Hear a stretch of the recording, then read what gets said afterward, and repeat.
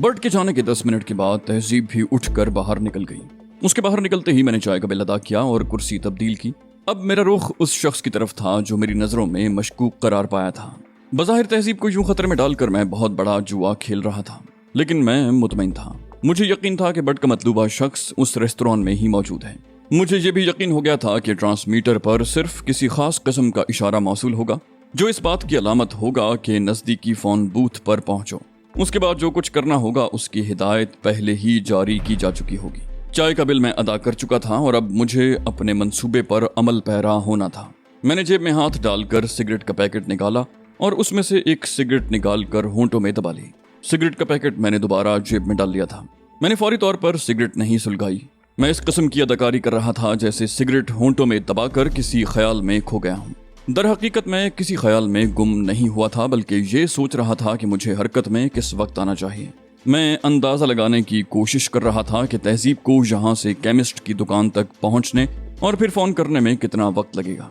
उसके बाद क्लारा को नंबर ट्रेस करने और उस शख्स को इशारा देने के लिए कितनी मोहलत दरकार होगी। तहजीब के बाहर निकलने के तकरीबन 2.5 मिनट बाद मैंने अपनी कुर्सी छोड़ दी। मेरे अंदाजे के मुताबिक उस शख्स को इशारा मिलने ही वाला था। मेरा अंदाजा 100% दुरुस्त साबित हुआ। मैंने अपने कानों से बीप की आवाज सुनी जो उसके ट्रांसमीटर पर मौसूल होने वाले सिग्नल की आवाज थी। मैंने उसी आवाज पर उसे चौंकते हुए भी देखा। सिग्नल की आवाज सुनकर उसने बड़ी तेजी से उठने का इरादा किया था, लेकिन अगर वो अपने इरादे को अमली जामा पहनाने में कामयाब हो जाता तो मेरी अब तक की मेहनत बेकार ही कहलाती। मैंने इसलिए तो इतनी मेहनत नहीं की थी कि कोई उकाब तहजीब पर इतनी आसानी से झपट पड़े। उस तक पहुंचने के लिए बेशुमार कुर्बानियों की जरूरत थी। ट्रांसमीटर पर सिग्नल मौसूल होने के साथ साथ मेरा हाथ जेब से बाहर आ गया था। उस वक्त मैं उसकी मेज के बराबर से गुजर रहा था। जेब से बाहर आने वाले मेरे हाथ में सिगरेट लाइटर दबा हुआ था। मैंने जरा सा रुक कर सिगरेट जलाई और मुंह से धुएं के मरगूले छोड़ता हुआ आगे बढ़ गया। मैंने एक बार भी उस शख्स की तरफ देखने की जहमत नहीं की थी, लेकिन मुझे मालूम था कि अब वो अपने पैरों पर कभी खड़ा नहीं हो सकेगा। सिगरेट लाइटर से निकलने वाली सुई इतनी ही जहरीली थी। उसके मुंह से महज एक हल्की सी सिसकारी निकली और रूह आनन फानन जिस्म से परवाज कर गई। लेकिन मौत ने उसे इतनी मोहलत जरूर दे दी थी कि वो अपना सर मेज से टिका सकता। उसकी इस हरकत से ये फायदा हो गया था कि किसी को उसके मरने का इल्म ही ना हो सका था। देखने वाले यही समझते कि उसने थक कर अपना सर मेज से टिका दिया है, या ये कि बैठे बैठे उसे नींद आई और वो मेज पर सर रख कर सो गया। मैं बड़े इत्मीनान से रेस्तरां से बाहर निकला और टहलता हुआ केमिस्ट की दुकान की तरफ बढ़ने लगा। मुझे तवक्को नहीं थी कि निगरानी करने वालों की तादाद 1 से ज्यादा होगी, लेकिन अगर ऐसा होता भी तो बर्ट मौजूद था और वो ऐसे कामों का माहिर था। केमिस्ट की दुकान तक पहुंचने से कबल ही मुझे तहजीब दुकान से बाहर निकलती नजर आई। मैं सिगरेट पहले ही फेंक चुका था। तहजीब मुतलाशी निगाहों से इधर उधर देखती हुई बाहर निकली, मगर मेरे सिवा उसे कोई ऐसा चेहरा नजर न आया जिसे वो अहमियत दे पाती। मैंने तहजीब को गाड़ी की समत चलने का इशारा किया और थोड़ी देर के बाद हम दोनों कार में बैठे सफर कर रहे थे। तहजीब ने मायूसी से कहा, ये तो कुछ भी न हुआ, मालूम नहीं बर्ट कहाँ रह गया है। मैंने हंसकर कहा, पहले पिछली नशिस्त चेक कर लो, ऐसा ना हो कि वो मरदूद फिर छुप कर बैठ गया हो। तहजीब ने पलट कर पिछली सीट की तरफ देखा। तहजीब बोली, उससे कुछ बैद भी नहीं है। फिर उसने पलट कर पिछली सीट की तरफ देखा, बोली, नहीं, इस बार वो यहाँ नहीं है। मैंने तहजीब से पूछा, तो तुम क्या तवक्को कर रही थी? इस मौके पर किस किस्म का हंगामा होना चाहिए था? वो बोली, कम से कम ये तवक्को तो हरगिज नहीं कर रही थी कि मादाम क्लारा यूं बेफिक्र होकर बैठी रहेगी, उसके पास आदमियों की इतनी किल्लत तो नहीं होगी कि शहर में वाक़े चंद टेलीफोन बूथों की भी निगरानी न करवा सके। मैंने कहा, यह तुमने अभी से कैसे फर्ज कर लिया कि इस टेलीफोन बूथ की निगरानी नहीं हो रही थी? पहले बर्ट से मुलाकात हो जाए, उसके बाद ही किसी नतीजे पर पहुंचा जा सकता है। तहजीब ने कहा, बर्ट तलाश करता ही रह जाएगा और उसे कोई नहीं मिलेगा। मैंने कहा, बड़े यकीन से कह रही हूँ, क्या मैं पूछ सकता हूँ कि तुम्हारे इस यकीन की वजह क्या है? वो बोली, फोन करते वक्त मैं तन्हा थी। अगर क्लारा के किसी आदमी की नजरों में आती तो वो मुझे यूं हरगिज न छोड़ता। मैंने मानी खेज लहजे में कहा, मुमकिन है क्लारा रीना सोलोमन की कमीनगाह तक पहुंचना चाह रही हो। तहजीब चौंक कर मुझे घूरने लगी। चंद लम्हे के बाद उसने कतईयत से कहा, नहीं, ये नहीं हो सकता। उसे मेरी कमीनगाह तक पहुंचने की क्या जरूरत है? जब वो मुझ पर काबू पा लेती तो उसके बाद उसे किसी और चीज की जरूरत ही न रह जाती। मैं एक तवील सांस लेकर बोला, तुम्हारा तज्जिया दुरुस्त है। अगर तुम निगरानी करने वालों की नजरों में आ जाती तो वो यकीनन तुम पर हाथ डाल देता। तहजीब ने हैरत से मुझे देखा। बोली, तुम्हारा क्या मतलब है? क्या निगरानी हो रही थी? मैंने मुस्कुरा कर कहा, हाँ। ये कैसे मुमकिन है कि एग्लर से ताल्लुक रखने वाली मादाम क्लारा यूं ही मुतमईन होकर बैठ जाती? اور وہ بھی شیگورائے میں جہاں انہیں ہر قسم کی سہولت میسر ہے۔ تہذیب حیران ہو کر بولی، یہ بات تم اتنے یقین سے کیسے کہہ سکتے ہو جبکہ تم تو ریستوران میں ہی رک گئے تھے اور شاید آخر تک ریستوران ہی میں رہے تھے۔ میں نے کہا ہاں، میں آخر تک ریستوران میں ہی رہا تھا، لیکن میں نے اپنی آنکھیں کھلی رکھی تھیں، اس لیے میں بے خبر نہیں رہا۔ تہذیب نے کہا، گویا نگرانی کرنے والا بڈ کے ہتھے چڑھ گیا اور اتفاقاً تم نے بھی اسے دیکھ لیا، مگر بڈ تو مجھے کہیں نظر نہیں آیا۔ تم نے اسے دیکھ لیا؟ میں نے کہا میں نے بڈ کو نہیں دیکھا۔ تمہاری طرح میں بھی اس بات سے لا علم ہوں کہ بڈ کہاں ہے اور کیا کرتا پھر رہا ہے۔ یقیناً وہ کہیں چھپا اس بات کا منتظر ہوگا کہ کوئی مشکوک شخص نظر آئے اور وہ اسے چھاپ بیٹھے۔ تہذیب بولی، ریستوران سے باہر تم نہیں نکلے، تم نے بڈ کو بھی نہیں دیکھا اور اتنے یقین سے کہہ رہے ہو کہ نگرانی ہو رہی تھی؟ پھر سوال یہ ہے کہ نگرانی کرنے والا خاموش کیوں رہا؟ میں نے کہا خاموش نہیں رہا، بلکہ میں نے اسے خاموش کر دیا، ورنہ وہ تو اپنے جارحانہ عزائم سمیت تم پر نازل ہونے والا تھا۔ میں نے تہذیب کو تفصیل بتائی، پھر کہا اب تم خود ہی بتاؤ کہ بڈ بیچارے کے لیے کیا بچا؟ تھوڑی دیر بعد وہ خالی ہاتھ ہلاتا ہوا آ جائے گا۔ تہذیب بولی، اسی لیے تم نے مجھے اس طرح فون کرنے کی اجازت دے دی کہ تم پہلے نگرانی کرنے والے کو تاک چکے تھے۔ میں نے کہا ظاہر ہے، اگر مجھے یقین نہ ہوتا کہ تمہیں کوئی خطرہ لاحق نہیں ہے تو کبھی تمہیں یوں خطرے کے منہ میں نہ دھکیلتا۔ تہذیب نے ہنستے ہوئے کہا، لیکن تم نے بڈ کے ساتھ زیادتی کر دی، اس کے سر پر خون سوار ہے، تمہیں چاہیے تھا کہ اسے موقع فراہم کر دیتے۔ میں نے کہا تجویز خود اس نے پیش کی تھی، لہٰذا اسے چاہیے تھا کہ گرد و پیش پر نظر بھی رکھتا، مگر وہ بے پرواہی کا مرتکب ہوا۔ اس میں میرا کیا قصور ہے؟ اپنی عارضی قیام گاہ پر پہنچنے کے بعد ہم ٹھیک سے بیٹھنے بھی نہیں پائے تھے کہ بڈ بھی آ گیا۔ وہ آندھی طوفان کی طرح کمرے میں داخل ہوا۔ اس نے چہچہاتے ہوئے کہا، میں نہ کہتا تھا ضروری نہیں کہ ہر ٹیلی فون بوتھ کی نگرانی ہو رہی ہو۔ میں نے بڑی سنجیدگی سے کہا، میری یادداشت اتنی کمزور نہیں ہے، مجھے اچھی طرح یاد ہے تم نے یہ بات کہی تھی۔ پھر بڈ نے ایک صوفے پر بے جان سے انداز میں خود کو گراتے ہوئے کہا، ارے پھر کیا پوچھتے ہو چیف، تم نے تو بیڑا ہی غرق کر دیا، اس ٹیلی فون بوتھ کی نگرانی نہیں ہو رہی تھی۔ میں نے بے یقینی سے کہا، تمہیں دھوکا ہوا ہوگا بڈ، یہ ممکن ہی نہیں ہے۔ وہ بولا، میں تو بھگت کر آ رہا ہوں اور تمہیں یقین ہی نہیں آ رہا۔ میں نے آخر وقت تک اسی توقع پر نگرانی جاری رکھی کہ ممکن ہے بڈ کا تعاقب کیا جائے، لیکن وہاں کوئی ہوتا تب نہ، وہاں تو کوئی تھا ہی نہیں۔ میں نے کہا تو پھر یہ بات ماننی پڑے گی کہ مادام کلارا انتہائی احمق عورت ہے۔ ایگلر جیسی تنظیم کے ایک اہم عہدے پر فائز ہوتے ہوئے بھی اس نے ٹیلی فون بوتھ کی نگرانی نہیں کروائی، جبکہ اس کے پاس نفری کی کمی بھی نہیں ہے۔ بڈ نے کہا، اس نے نگرانی ختم کرا دی ہوگی۔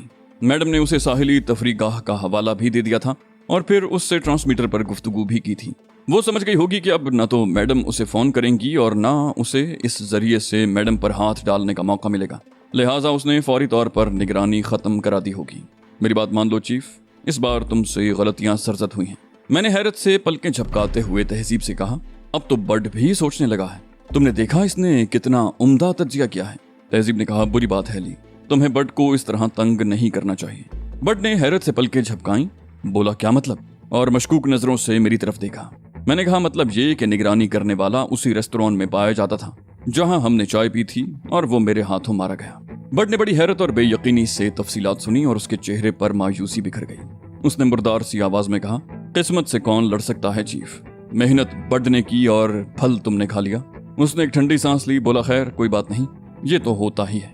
میں نے بڈ کو گھورتے ہوئے کہا، یعنی ہمیشہ محنت تم کرتے ہو اور پھل میں کھاتا ہوں؟ وہ بولا، تو اس میں ناراض ہونے کی کیا بات ہے چیف، میں کسی سے اس کا تذکرہ تھوڑی کروں گا۔ میں نے تہذیب سے کہا، تم دیکھ رہی ہو اس کی حرکت، اپنی جھیمپ مٹانے کے لیے کس قسم کی گفتگو کر رہا ہے۔ تہذیب نے ہنس کر کہا، اب کیا تم اس سے یہ حق بھی چھین لینا چاہتے ہو کہ یہ گفتگو کے زور پر اپنی جھیمپ مٹا لے؟ میں نے سر ہلایا، کہا چلو کوئی بات نہیں، تمہاری سفارش پر اسے معاف کیے دیتے ہیں۔ بڈ نے صوفے کے ہتھے پر گھونسا مارا، بولا ایسے کام نہیں چلے گا چیف، میں نے بہت عرصے سے کسی یہودی کا خون نہیں کیا، اگر تم نے مجھے موقع فراہم نہ کیا تو میں خود ہی کچھ کر گزروں گا۔ میں نے اچانک سنجیدہ ہو کر کہا، میں سمجھتا ہوں بٹ میری طرح تم بھی 6 ماہ رینڈل کی قید میں رہے ہو، میں تمہاری ذہنی کیفیات بہت اچھی طرح سمجھ سکتا ہوں، لیکن ہمیں آنکھیں بند کر کے کسی اندھے کنویں میں چھلانگ لگانے سے گریز کرنا چاہیے۔ ہماری زندگیاں اتنی سستی نہیں ہیں کہ انہیں یوں قربان کر دیا جائے، ہمیں بہت طویل جنگ لڑنی ہے، ہماری تو ایک ایک سانس امانت ہے، ہمارے وسائل بہت محدود ہیں۔ یہودیوں کے خلاف ہم بہت بڑے پیمانے پر سفارا نہیں ہو سکتے، لیکن جس حد تک بھی ہو سکتے ہیں ہمیں اس میں کوتاہی نہیں برتنی چاہیے۔ وہی ایک تجربہ جس کی بنیاد پر تم یہودیوں سے الجھ پڑنے کے لیے مضطرب اور بےتاب ہو رہے ہو، کیا اس تجربے سے ہمیں سبق نہیں لینا چاہیے؟ کیا تم نے نہیں دیکھا کہ رینڈل کتنے منظم طریقے سے کام کرنے کا عادی ہے؟ تم نے اس کی پھرتی نہیں دیکھی؟ उसने कितनी आसानी से हमें अपने जाल में फंसा लिया था और उससे निकलने के लिए हमें क्या क्या पापड़ बेलने पड़े। क्या तुम चाहते हो कि अपनी किसी जल्दबाजी से हम दोबारा इसी मकाम पर जा खड़े हों? बर्ड ने बेबसी से कहा, तुम्हारे साथ बस यही तो एक मुसीबत है, तुम सोचते बहुत हो। मैंने कहा, जब सोचने का वक्त होता है तभी सोचता हूँ, और जब अमल करने का वक्त आता है तो उस वक्त सिर्फ अमल करता हूँ। बर्ड ने हैरत से कहा, मास्टर लीक्वान से तरबियत लेने के बाद भी तुम ये बात कह रहे हो? मैंने कहा, उसके बाद ही तो ये बात कह रहा हूँ, वरना पहले कभी तुमने ऐसी बात मेरे मुंह से नहीं सुनी होगी। वो बोला, तुम पर जजीरे मर की आबो हवा ने मनफी असरात मुरतब किए हैं। शायद वक्त गुजरने के साथ साथ वो किसी वक्त ज़ायल हो जाएं, वरना उसकी उम्मीद तो नजर नहीं आती। मैंने बुरा सा मुंह बनाकर कहा, तुम गधे हो। मादाम क्लारा ने अपने गिर्द जो हिफाजती जाल बुन रखा है, हमें वो जाल काटना है। तुम ये चाहते हो कि हम अहमकों की तरह मुंह उठाकर उसकी कछार में घुसते चले जाएं? बट ने सवालिया लहजे में कहा, तुम इससे ये एहसास दिलाना चाहते हो ना कि वो नाकाबिले शिकस्त नहीं है। मैंने कहा, एहसास दिलाना नहीं चाहता, बल्कि इस ज़िम्न में हमने अमली इक़दामात भी किए हैं जिनके नताइज बहुत जल्दी बरामद होंगे। बट ने कहा, यह काम बड़े पैमाने पर होना चाहिए। हम तीनों के अलावा अली ग्रुप के और अराकीन भी इन इक़दामात में शामिल होने चाहिए। तहजीब बोली, बर्ड की इस बात से तो मैं भी इत्तेफाक करती हूँ। तुमने अली ग्रुप के अराकीन को मुस्तकिल नजरअंदाज कर रखा है, तुम्हें ऐसा नहीं करना चाहिए। मैंने कहा, मेरा कोई भरोसा नहीं होता तहजीब, मालूम नहीं मुझे कब कहाँ जाना पड़ जाए, इसीलिए मैं चाह रहा था कि अली ग्रुप के अराकीन को तुम मुस्तकिल तौर पर अपने चार्ज में ही रखो। तहजीब ने पूछा, तुम्हें कब और कहाँ जाना पड़ सकता है? मैंने कहा, क्लारा मेरी मंजिल नहीं है तहजीब, मेरा हदफ तो रैंडल है। क्लारा के बाद उन लोगों से निपटूंगा जो एगलर के बड़े कहलाते हैं, फिर रैंडल का नंबर आएगा। मुझे नहीं मालूम कि मैं कहाँ हूँगा। मुमकिन है ऐसी सूरत हाल पैदा हो जाए कि मुझे फौरी तौर पर शिगोराय से रवाना होना पड़ जाए, लिहाजा बेहतर यही है कि उन्हें तुम खुद ही देख लो। तहजीब ने कतई अंदाज में कहा, तुम कहीं नहीं जाओगे अली, तुमसे दूरी का कर्ब मुझसे बर्दाश्त नहीं होता। जो मुहिम भी दरपेश होगी मैं उसमें तुम्हारे साथ रहूंगी। मैंने कहा, ये तो वक्त और हालात पर मुनहसिर है, मुस्तकबिल के बारे में कोई पेशन गोई तो नहीं की जा सकती। तहजीब बोली, मैं तो सिर्फ एक ही बात जानती हूँ, और वो ये कि हालात कुछ ही क्यों ना हो, मैं तुम्हारे साथ रहूंगी। बट ने कहा, बट का तुम पर उतना हक नहीं है जितना मैडम का है, इसलिए बट तुमसे सिर्फ दरखास्त ही कर सकता है, आगे तुम्हारी मर्जी, जो हुक्म भी दोगे बट उससे सरताबी नहीं करेगा।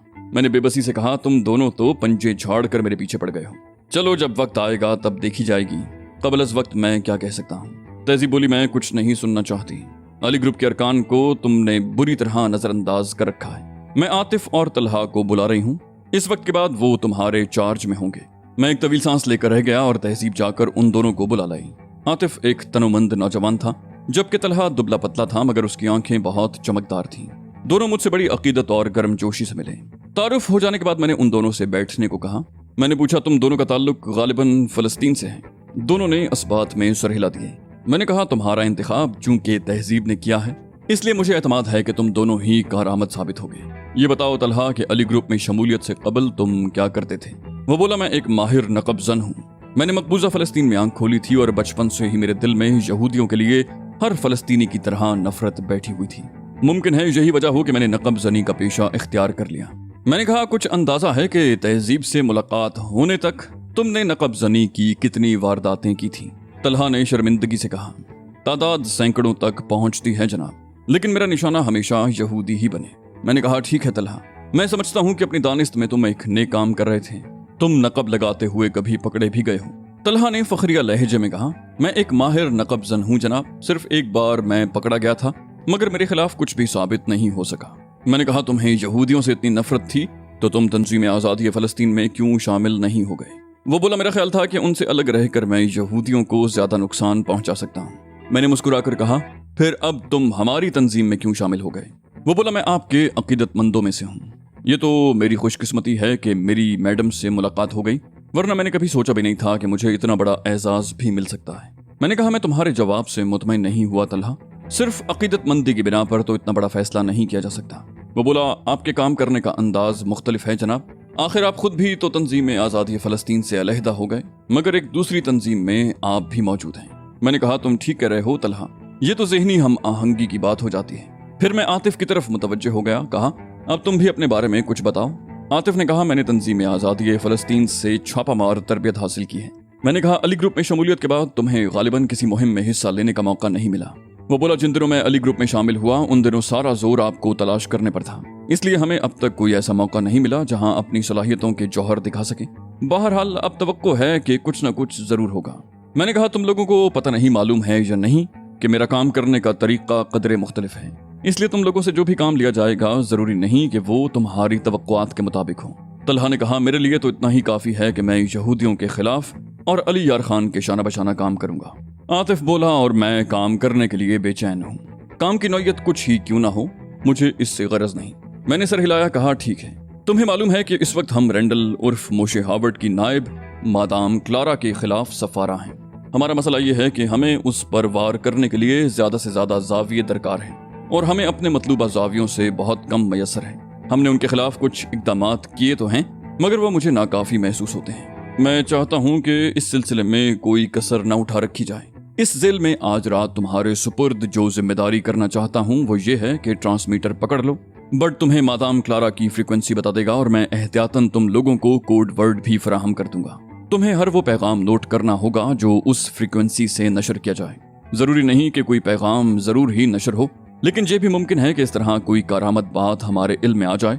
ज्यादा बेहतर यह होगा कि तुम लोग पैगामात कागज पर नोट करने की बजाय टेप कर लो ताकि किसी गलती का इम्कान न रहे।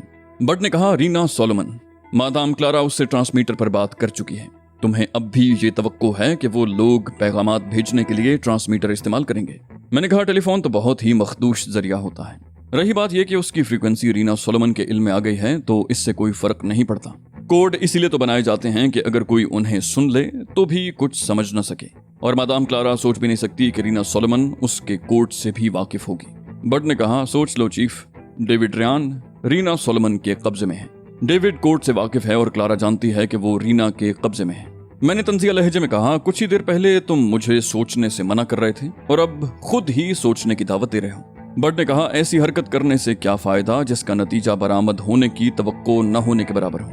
हम कोई अमली कदम भी तो उठा सकते हैं। मैंने कहा, मुझे जो फैसला करना था कर चुका। अब से 24 घंटे तक किसी न किसी की ड्यूटी ट्रांसमीटर पर रहेगी। आतिफ और तलहा ने कहा, हम अभी से काम शुरू किए देते हैं, और बर्ड उन्हें लेकर बाहर चला गया। तहजीब ने हंसते हुए कहा, इस पर तो वाकई खून सवार हो गया है। पहले मैंने इसे ऐसे मूड में कभी नहीं देखा। मैंने कहा, मुझे इसकी वजह भी मालूम है। इसे दरअसल इश्क लड़ाने का मौका नहीं मिल रहा है और इसका मकसद सिर्फ आजादी हासिल करना है। थोड़ी देर के बाद बर्ड वापस आ गया। बोला, मैंने उन्हें धंधे से लगा दिया है, वो तो अपना काम करते रहेंगे, हम भी अपने लिए कोई काम देखें। मैंने बेपरवाही से कहा, सुबह देखेंगे, इस वक्त तो मैं सिर्फ आराम करने के मूड में हूँ।